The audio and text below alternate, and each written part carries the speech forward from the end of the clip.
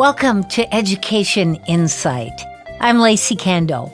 Over the past decade, an extraordinary amount of research has indicated that we knew far less about the brain of a child than we thought we did.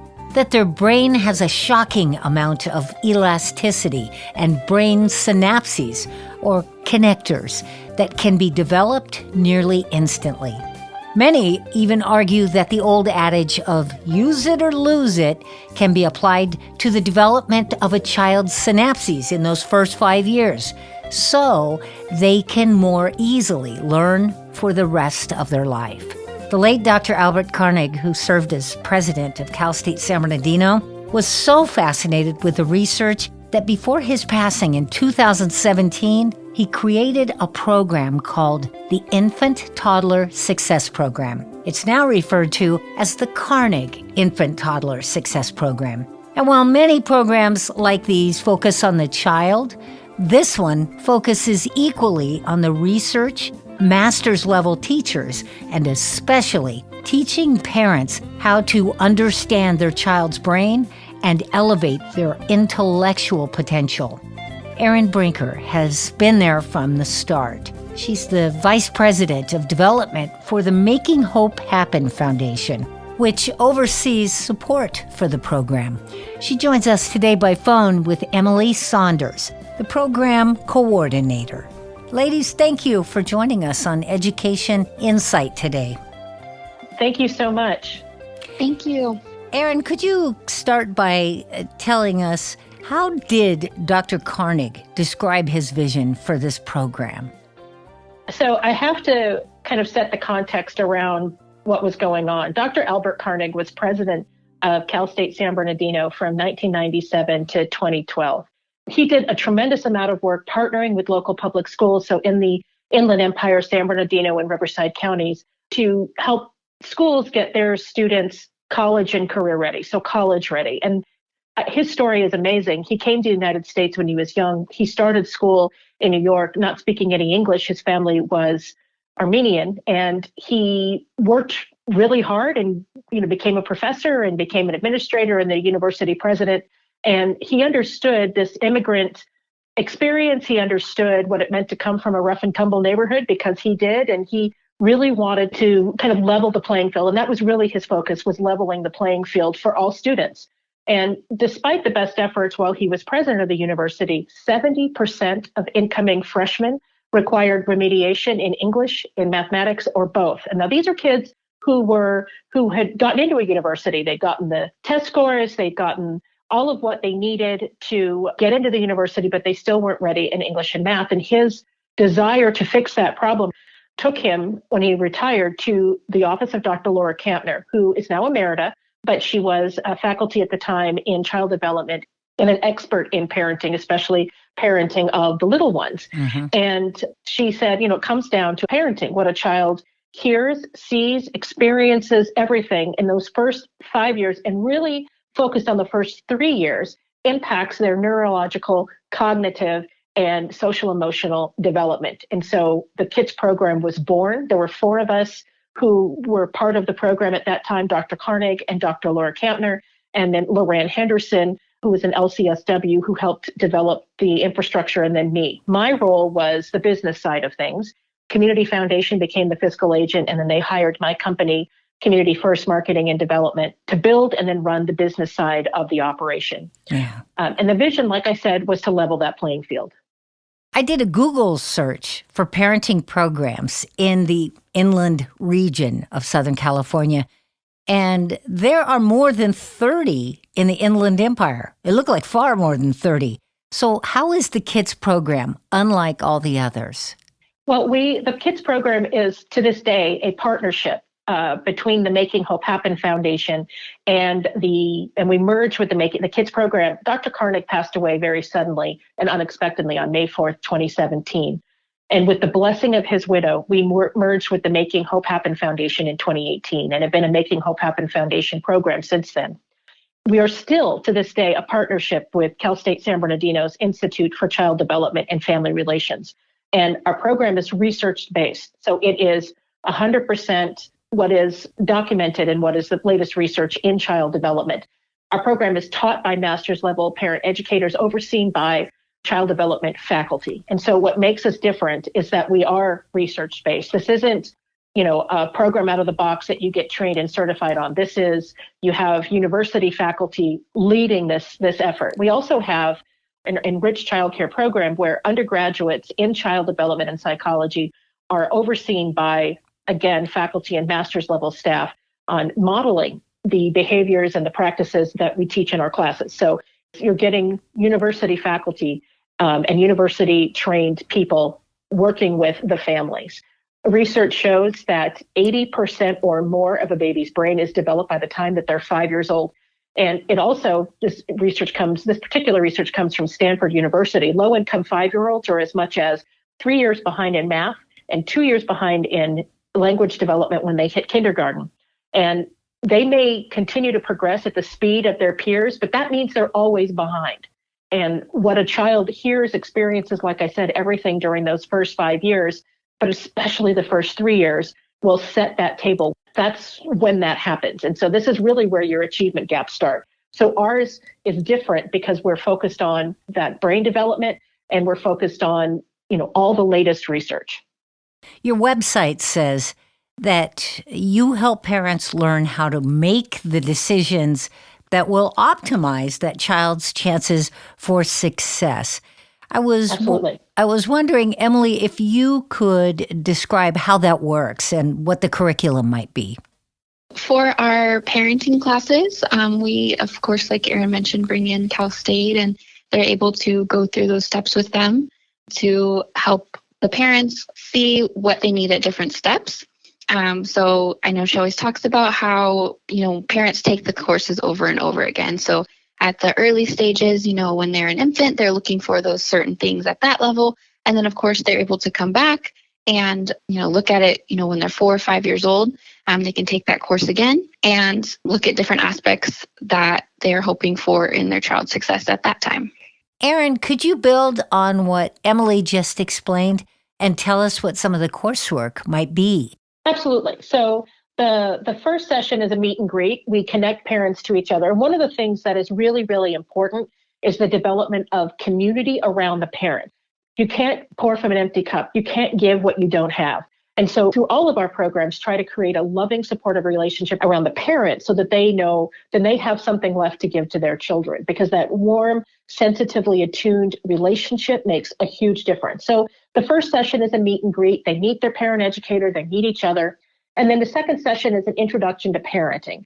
Parents learn about how their child's brain develops and the important roles that responsive caregiving and a language-rich environment play in learning and lifelong development. It includes discussion of how parent stress impairs their ability to respond in a healthy way to children and the ways to handle stress. And I want to talk about this because children are not born with the ability to self-soothe. Right. They're not born with the ability to understand what's happening to them and how they should react to that. And I'll give you an example that we've all seen. Junior's running, say Junior's 2. Junior's running down the street and he falls, smacks his knees, all scraped up. What's the first thing he does? Turns around and he looks at mom. If mom goes, oh my gosh, and she falls to pieces, Junior's going to fall to pieces. Mm-hmm. If mom says, you're all right, come here, let's brush it off, then he'll be okay. Yeah. It'll still hurt and he might whimper a little, but he's not going to turn into a puddle. And so really learn that from your mom or your dad. You're the adults in your life who are your caregivers. Sure. The third session is building your child's brain, caregiving as the foundation. Early learning is shaped by the caregiving behaviors of parents. So there was a study done in the 80s where they had a baby sitting in a stroller and mom's looking at the baby and playing and she's cooing and they're making noises and pointing and doing all the interactive things. Mom turns around and she comes back with a completely flat affect. Her face shows nothing. And you watch the baby try to connect with mom again and smile and point and coo. And then within a minute, within 60 seconds, the baby becomes dysregulated because mom is not interacting with her and she doesn't understand why. And it's distressing for her. She doesn't feel safe anymore. Yeah. And so much of how we interact with our children really impacts their ability to regulate themselves and how they see themselves in the world, whether or not they feel safe, And so I'll tell you what we see very often. Now, everybody wants the best for their kids, right? So Yeah. Junior is in a pack and play. He's fed, he's clean diaper, all of that. He may have a toy, he may have a bottle, but nobody's doing the serve and return. Nobody's talking to him. And so he's not getting that interaction that he needs for brain development, for synapses to form, and for the social emotional development. And what happens is the synapses, not only do they not form, what is there, it gets pruned away. And the Wow. most extreme example of how this happens was the Romanian orphanages that were basically abandoned at the fall of communism in Romania. These kids were left in playpens and nobody interacted with them. Their brains are substantially smaller than the brains of normal, healthy, kids with normal, healthy parents. Because they lack that serve and return that you're talking Yes. about. Yes. Wow. And that's reading to your child, singing to your child, talking to your child. And it's funny because I did a presentation at a Rotary Club, and there were a bunch of doctors in this Rotary Club. And I said, just talking to your child, even if you don't think you'll understand, will make a huge difference. And one of the doctors went, oh my gosh. He said, I remember holding my baby, bouncing him on my arm as I was reading my medical textbooks as I was in medical school. And that was 25 years ago. Guess who's in medical school now? Oh, wow. That baby being bounced on his arm. Yeah. So it makes a huge difference. So really quickly to go through the session 4 is building your child's brain. That's positive child guidance versus punishment. A real authoritarian parenting really damages your child. And I'm not talking about telling them no. Obviously, you do tell your child no, and there are ways to positively guide them. But I'm talking about smacking your child, screaming at your child, that sort of thing. And we're talking 0 to 5. Session 5 is building your child's brain. Like I said, session 6 is understanding and responding to challenging behaviors. Session 7 is building your child's brain parent talk. Session 8, building your child's brain reading aloud to young children. And session 9 is building your child's brain through play.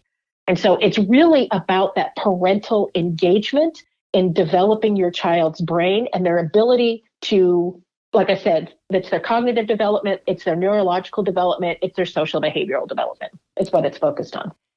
And through that process, we also try to do our best to heal the hurts of mom and dad or whoever's coming to the class, because, hurt people hurt people.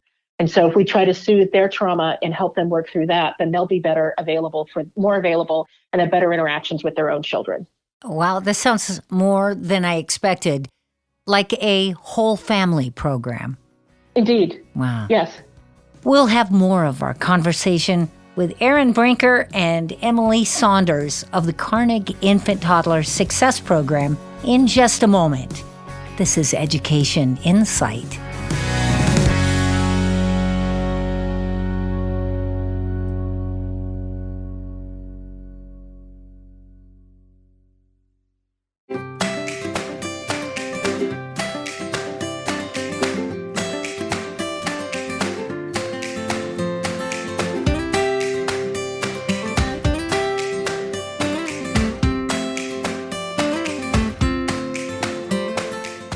Welcome back to Education Insight. Today we're discussing the Karnig Infant Toddler Success Program, which helps local Inland Empire parents of toddlers learn how to maximize brain growth in their child and lay the groundwork for greater learning ability over the rest of their life. Joining us by phone is Erin Brinker and Emily Saunders. I would assume, considering the gravity of a program like this, that it would be expensive. But what I've read is the kids program is actually parented itself by the Making Hope Happen Foundation. Is that accurate? Yes. So it's completely free for families, thanks to the support of the San Bernardino City Unified School District. We are very, very grateful for them understanding why this program exists. And from the very start, Dr. Dale Marsden and Dr.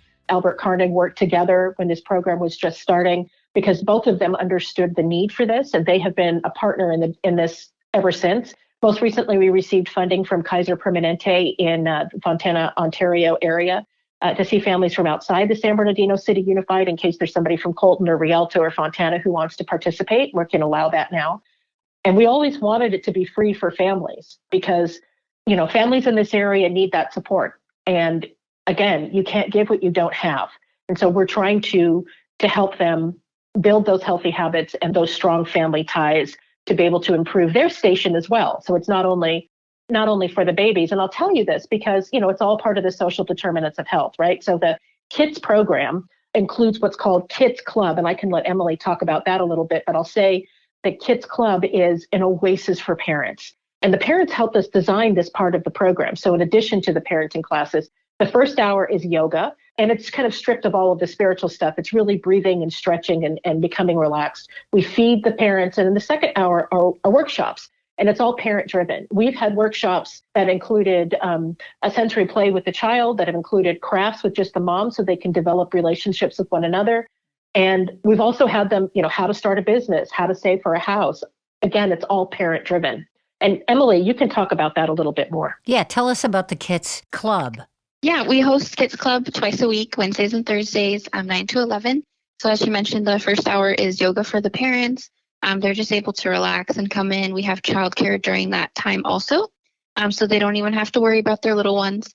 And then we do a little light meal for them, some bagels, some coffee. And then the second hour will either be a resource presentation. So we always love having someone in from the community, something that the parents might not know is available to them. So we've done the dental presentation or emergency preparedness presentations.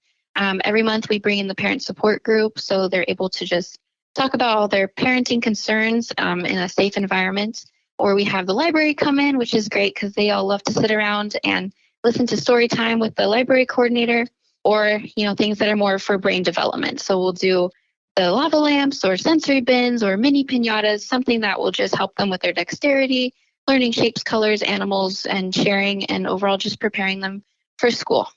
Let me jump in and say this, that parent support groups, KIDS program, like all the programs at the Making Hope Happen Foundation, are collaborative. The parent support groups are led by pre-licensed and supervised, professionally, clinically supervised marriage and family therapist interns who are from Citrus Counseling Service. They have funding from First Five and the Department of Behavioral Health to support families with young children. And so we have them come in and work with our families. And our staff actually leave so they can have that private conversation, because we want to do what's best for our families so they can work out whatever's going on with them at home. And it's interesting because initially when we started this, parents were very reticent to talk. And now families who come really look forward to it. Yeah.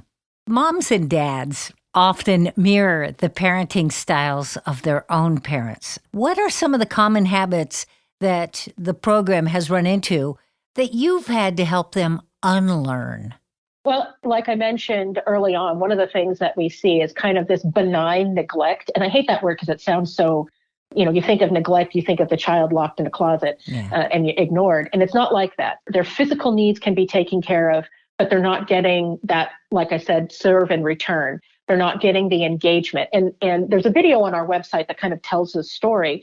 The benign neglect would be you're doing the dishes and Junior is in a playpen eating his Cheerios, but you're not interacting with him anyway. He's safe. He's fine. He's eating.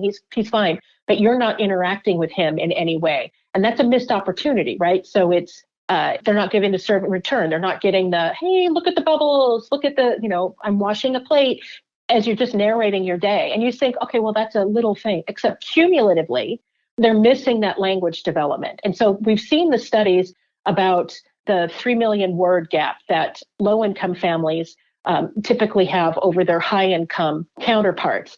They don't hear anywhere near the same amount of words as the wealthier families. And that's important because how else do you describe your world? How else do you describe your feelings? How else do you describe, what's going on with you if you don't have the vocabulary to do that? And the only way that you get that vocabulary is from people talking to you, from them reading to you, from them singing to you, and engaging with you as if you were an important member of the family, because you are.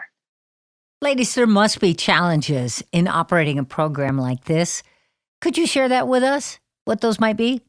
So one of the biggest challenges that we've had this year is space. So we don't have a space in our office. When we first started out, we were meeting in schools and in health clinics, and then obviously online when COVID happened. last year and this year again, the schools have all added TK at every single one of transitional kindergarten, every single one of their schools. And so space where we used to be are now taken up by children in classrooms. And so we've had a challenge finding locations. Where parenting classes are at All Red Child Development Center, which is run by the district. And we do our yoga, our kids club at IE Loves Yoga, which is now in Colton. But space has been a challenge. And Emily, you can speak about that. Yeah, so we've been very fortunate to sort of outgrow some of these spaces, which is a good thing and a bad thing. We'd love to bring in more parents. We just got to try and make a little bit more room for them. Just shifting some of our materials or our furniture and things like that. But we would love to be able to grow. Have you followed up with any of the families that have gone through the program to see later on what has happened with their child's brain development, or more importantly, the overall family dynamics that have improved because of this program? Well, I can speak to, we actually hired one of our kids' moms.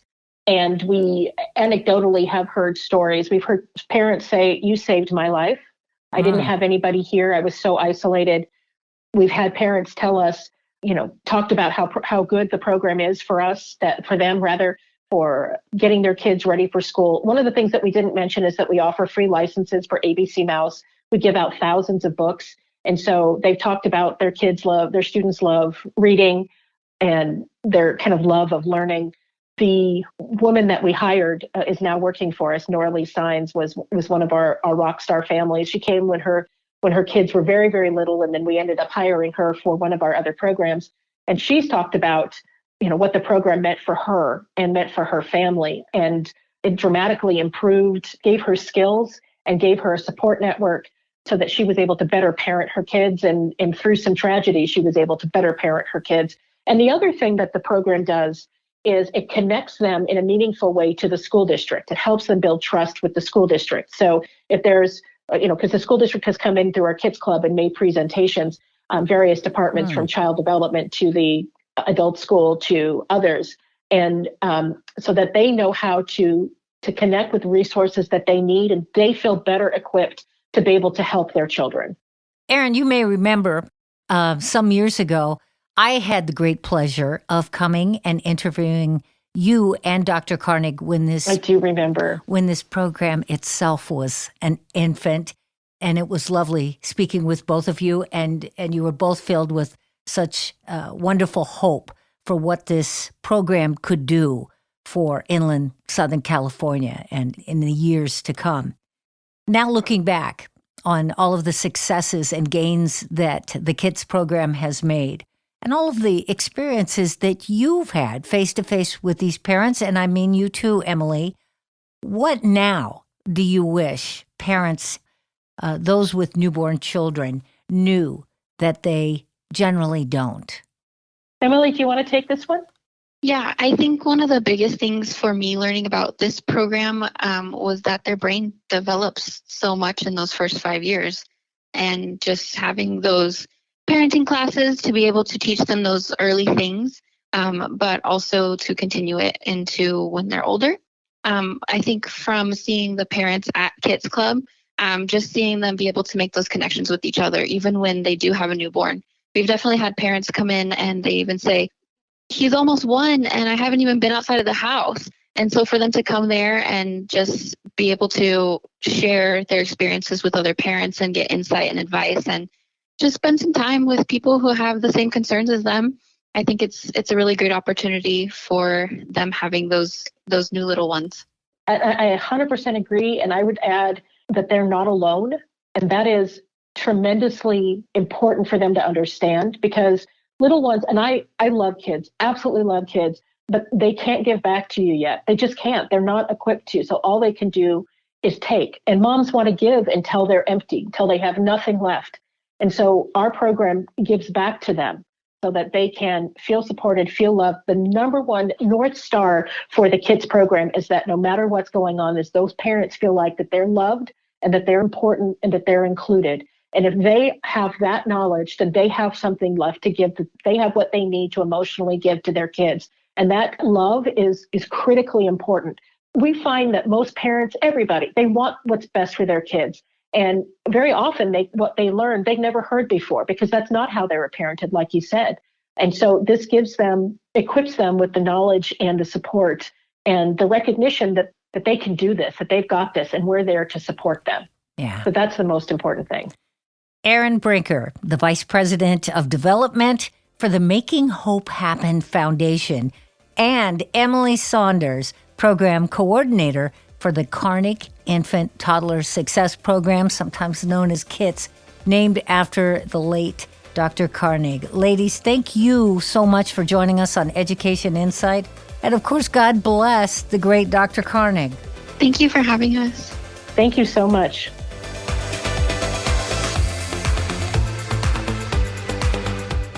Before we close, we wanted to take a moment to congratulate the recipients of the 2025 Best California Teacher Award, including one of our own. Corona High School's Bob Mauger teaches automotive technology and is being recognized for his dedication to students and his ability to prepare them for careers in the automotive industry while teaching life skills like confidence and integrity.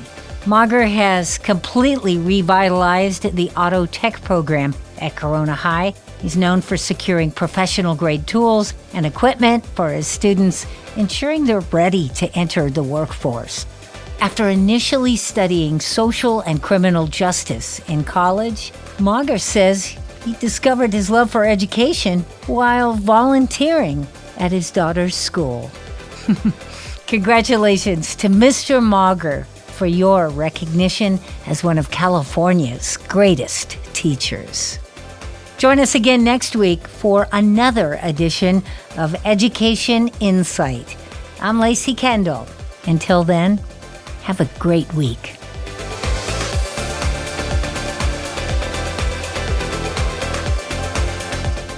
Education Insight is produced in partnership with KVCR San Bernardino. Our executive producer is Jacob Poor. And our production engineer is Tyler Veazey. And Lacey Kendall is your host. Support is provided by College Futures Foundation. Some technical assistance provided by the College of Arts and Letters at Cal State San Bernardino. Growing Inland Achievement. Working together for inland education and economic success. Join us again next week for Education Insight.